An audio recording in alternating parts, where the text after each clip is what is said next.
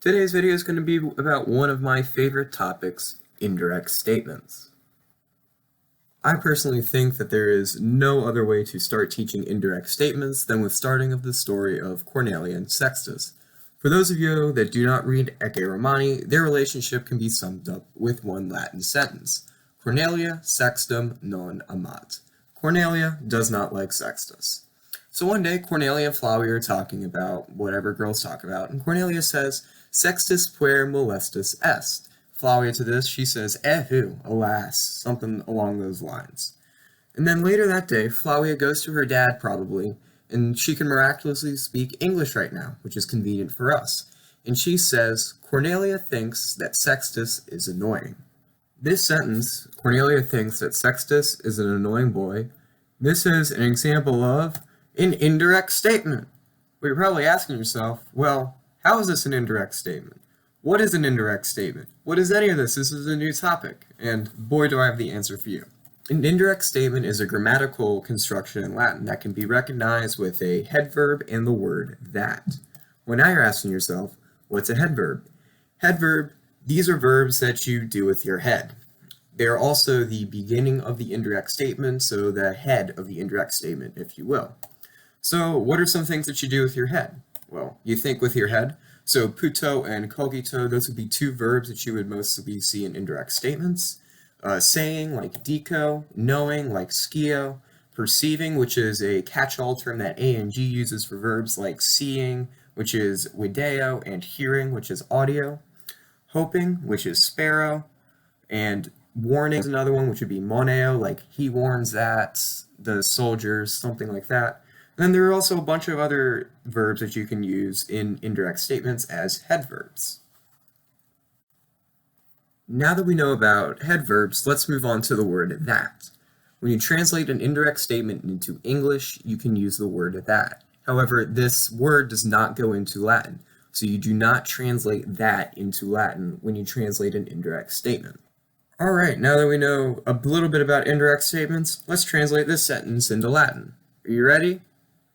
Here's the translation. Now, you see this, and you're asking yourself two questions. Wait, why is Sextus in the accusative? Wait, why is there an infinitive? Both of these are really good questions, and these are the other two parts to the indirect statement. So after you get your head verb, in Latin, you'll see something in the accusative. This is called accusative subject of an indirect statement. This will be your subject of the entire indirect statement, and it's in the accusative. And then the next thing is the indirect statements, they take infinitives. There are no words with their normal personal endings. There are only infinitives. But why is this way? This is because of the literal translation. Now, let's take the sentence and let's just isolate it and let's take out the English. So we only have the Latin sentence before us. The literal translation of the Latin is, Cornelius thinks Sextus to be an annoying boy. This literal translation, the to be, is why there is an esse there. And that's why there's no that. That's why you don't translate the that into Latin, because literally it's not there. However, you can more colloquially say the Latin above as Cornelia thinks that Sextus is an annoying boy, which is why you can have that when you translate it into English, but you cannot have that when you translate it into Latin. So now that I've just thrown a ton about indirect statements at you, let's review what we've learned so far. You can recognize indirect statements by the head verb, which is stuff that you do with your head, or just the head of the indirect statement, the beginning verb. You can recognize it in English as the that, but this is only in English. You cannot translate the that into Latin. And then head verb plus an accusative. If you see a head verb, then something in the accusative, then you're probably working with an indirect statement. This accusative is called accusative subject of an indirect statement. And then you can also recognize it by the infinitive. And it's not translated as to verb, it's translated as is verb, is being verb, stuff like that. So now that we've gotten the mechanics of an indirect statement down, let's try some simple sentences. Here we have two sentences. Sextus hears that Cornelia does not like him, and pueri sperant lupum silvam discedere. A quick note before we translate the sentences. When you see a pronoun in the indirect statement itself, like him in the first sentence, that is just translated as say. Any he, she, a, or that, it's just translated as say because it refers back to the subject of the entire sentence itself. Now take a second, try and translate the sentences. Here are the sentences. Sextus hears that Cornelia does not like him would be rendered into Latin as Sextus audet Corneliam se non amare. Pueri sperant lupum silvam discedere would be rendered into English as the boys hope that the wolf leaves or departs the forest. So now let's try another sentence. Aurelia thought that the food was the best. Before we get into translating the sentence, there's something I need to tell you about regarding how the infinitive and the head verb tenses go together. In indirect statement, the tenses of the head verb and the infinitive are both linked. What I mean by this is the tense of the head verb can help to dictate which form of the infinitive you use to translate. So here is a chart with the tense of the head verb on the side and the tense of the infinitive on the top. If the tense of the head verb is present, if there is a present infinitive, then you translate the infinitive as is verbing. If there's a perfect infinitive, you translate that as has verbed, have verbed, or just verbed. Or if there is a future infinitive, you translate that as will verb. If there is a perfect head verb, if there is a present infinitive with a perfect head verb, you translate that infinitive as was verbing or did verb. If there is a perfect infinitive with a perfect head verb, then you translate the infinitive pluperfectly as had verbed. If there is a future infinitive with a perfect head verb, you translate the infinitive as would verb. For the most part, you won't have to worry about any future head verbs. That's why that part of the chart has been left crossed out. Most of the translations, actually all of the translations in this chart are active. These still go for passive. So with a present precedent, that would be is being verbed. If it was a present perfect, it would be was verbed or something like that. And if it's a present with a future, it will be verbed. Perfect present, it would be was being verbed. Perfect perfect, it would be had been verbed. And perfect future would be verbed. Now I want to move into an example sentence. This sentence is one that I had in my infinitives video. The citizens hoped that the enemies had been conquered by the soldiers. In this sentence, there is a perfect head verb, and the translation of the secondary verb is pluperfect. Going back to our chart, this would leave us with a perfect passive infinitive because of the pluperfect translation of the secondary verb.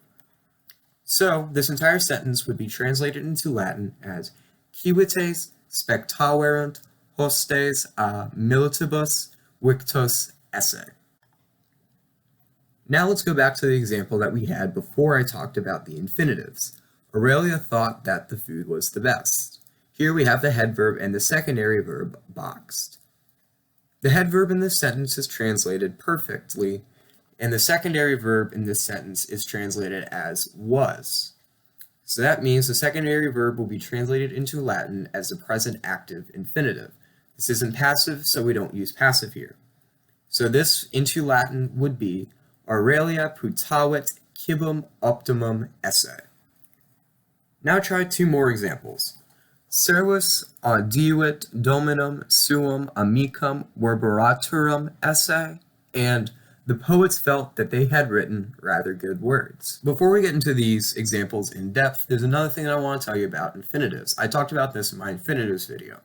If you use the perfect passive or future active infinitive, make sure the us ending of the participle part of that infinitive agrees with the subject of the indirect statement. Since the subject of that indirect statement would be the accusative, hence accusative subject of the indirect statement, it cannot be us, or unless it's neuter plural, in which case it would be an a. So if you had buildings or something like that, it's totally fine to have the end of the participle be an a. But if you're in an indirect statement and the end of the infinitive ends with an us, make sure you go back and change that to an os or something, whatever agrees with the subject of the indirect statement. An example of what I'm talking about is in the following sentence. The girls hoped that they would go to Rome today. If you were to translate this into Latin, it would be puellae speraverunt se Romam hodie iteras esse. Notice how the ending of iteras agrees with the subject of the indirect statement, se in gender number case, feminine, plural, and accusative, which is why it has the long A S ending. With this information in mind, let's take a look at our sentences again. Servus audivit dominum suum amicum verberatorum esse. And the poets felt that they had written rather good words. Take a sentence on your own and translate them. In the first sentence, the head verb is perfect, and the secondary verb is in the future. So you would translate the secondary verb as would verb. Since it's not passive, you don't have to worry about passive. With that out of the way, this would be translated into English as the slave heard that the master would be his friend. Now let's move on to the next sentence. In this sentence, the head verb is perfect, and the secondary verb is translated pluperfectly. With this in mind, we use the perfect active infinitive to translate this. It's not had been verbed, so it's not in the passive. So now we know the tense of our secondary verb, we can translate this. Poetae senserunt se verba meliora scripsisse. To this point in the video, we've dealt with mostly active voice sentences. Now I want to take some time and go over some sentences that would be in the passive voice. So take these two sentences. The men hear that Caesar was killed, and puellae dicunt raedam ab ariga curari. Take a second on your own, see if you can translate these sentences. Now that you've taken a couple seconds to translate them, now let's go over the tenses of the head verb and the secondary verb. So the head verb in this sentence is present, and the secondary verb in this sentence is perfect. In this sentence, the secondary verb is also passive, so you'd use the perfect passive infinitive to translate it into Latin. Remember what I just said a couple seconds ago? Since this is the perfect passive infinitive, it's going to have an ending of us on the participle part of the infinitive. Make sure that that us agrees with the subject of the sentence, which would be Caesarem.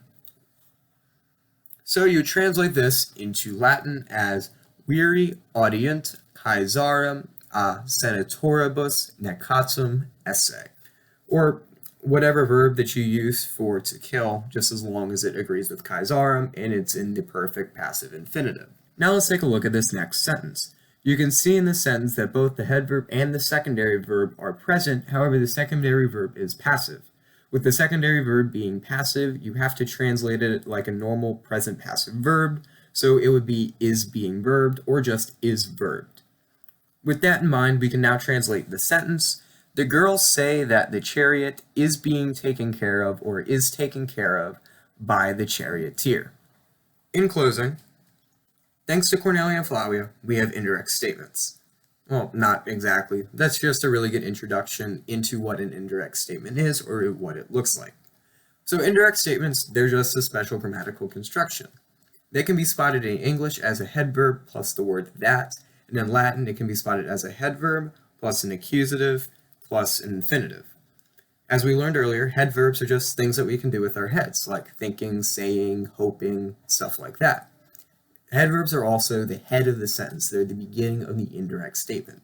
They are the start point for the indirect statement. The secondary verb in an indirect statement will be an infinitive. It will not have one of the normal personal endings. Just some notes on that is that the translation is based off of the tense of the main verb. For the most part, if something is in the present, it will happen at the same time as the head verb. If something is in the perfect, it will have happened before the head verb. And if something is in the future, it will happen after the head verb. The two small things that I want to end with is if there is a pronoun like he, she, it, or they in an indirect statement, it is just going to be say. And there is a special accusative construction that goes with indirect statements. It's called accusative subject of an indirect statement. That's for the subject of the indirect statement. Thank you so much for watching this video on indirect statements, and have a great day.